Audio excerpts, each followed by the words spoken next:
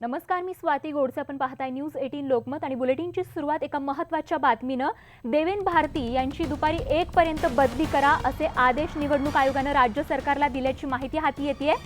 मुंबईचे कायदा आणि सुव्यवस्था सह आयुक्त देवेन भारती यांची दुपारी 1 पर्यंत बदली करा असे तातडीचे आदेश जे आहेत ते निवडणूक आयोगानं राज्य सरकारला दिल्याची माहिती सूत्रांनी दिली आहे. गेल्या 5 वर्षांपासून देवेन भारती मुंबईच्या सह आयुक्त पदावर कार्यरत आहेत आणि त्यांची 1 पर्यंत बदली करा असे आदेश जे आहेत ते निवडणूक आयोगानं राज्य सरकारला दिलेले आहेत. मात्र या पाठीमागचं नेमकं कारण काय आहे हे जाणून घेण्याचा आपण प्रयत्न करणार आहोत. आमचे प्रतिनिधी विवेक गुप्ता आपल्याला अधिक माहिती देत आहेत. विवेक जी, इलेक्शन कमीशन का ये आदेश, क्या कुछ कारण इसके पीछे?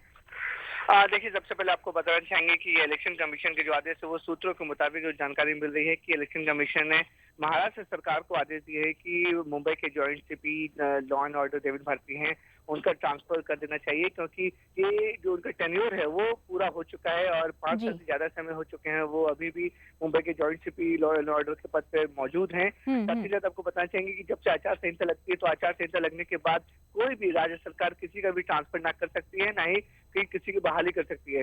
तो ये सब कुछ इलेक्शन कमीशन के हाथ में होता है.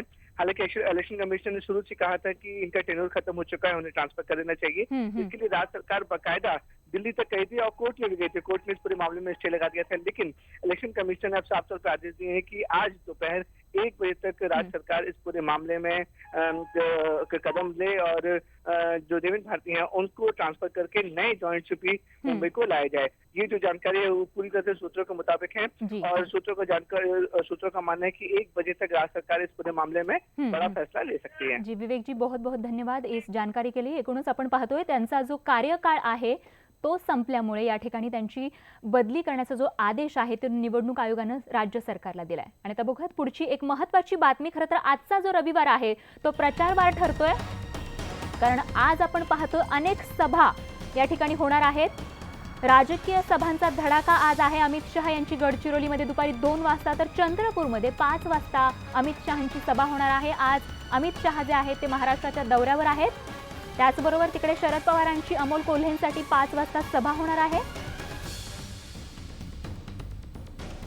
तर सुशील कुमार शिंदेंची सोलापूर येथे कॉर्नर सभा होणार आहे सकाळी 11 वाजता. आणि एकूणच आपण पाहतोय आज जो आहे तो सभांचा धडाका असल्याचं आपल्याला बघायला मिळते. अनेक ठिकाणी सभा होणार आहेत.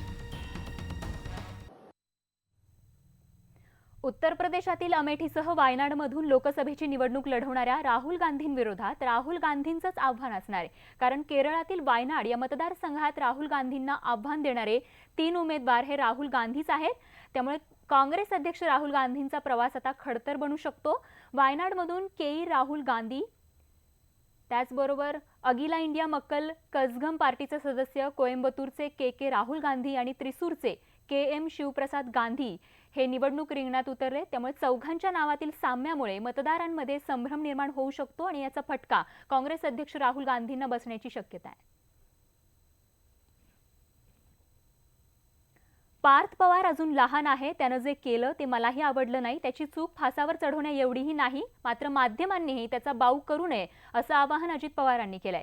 काही दिवसांपूर्वी ख्रिश्चन धर्मगुरूंची भेट घेऊन पार्थने त्यांचा आशीर्वाद घेतला होता आणि त्यावरूनच पार्थवर अनेकांनी टीका केली होती. तेव्हा तिथं त्याला घेऊन गेले. मी निवडणुकीला उभा होतो तेव्हा मस्जिदीमध्ये घेऊन जायचे, कधी मंदिरामध्ये घेऊन जायचे, कधी चर्चमध्ये घेऊन जायचे. आम्ही नमस्कार करायचो आणि तिथनं निघून यायचो. त्या ठिकाणी त्याच्याबरोबरचे जे लोक होते त्याच्यात जे झालंय ते मला पण स्वतःला योग्य वाटत नाही. मी आणि शरदराव पवार साहेब नेहमी आम्ही शपथ घेताना गांभीर्यपूर्वक दृढकथन करतो की अशीच शपथ त्या ठिकाणी घेत असतो. काही जण नवीन ज्यावेळेस येतात त्यावेळेस काही अनुभव नसतो, त्यावेळेस एखादी ती चूक होती. ती चूक फार मोठी काही फासावर लटकवण्यासारखी चूक नाही आहे. त्याचा मीडियाने पण एवढा बाऊ करण्याचं काही कारण नाही आहे.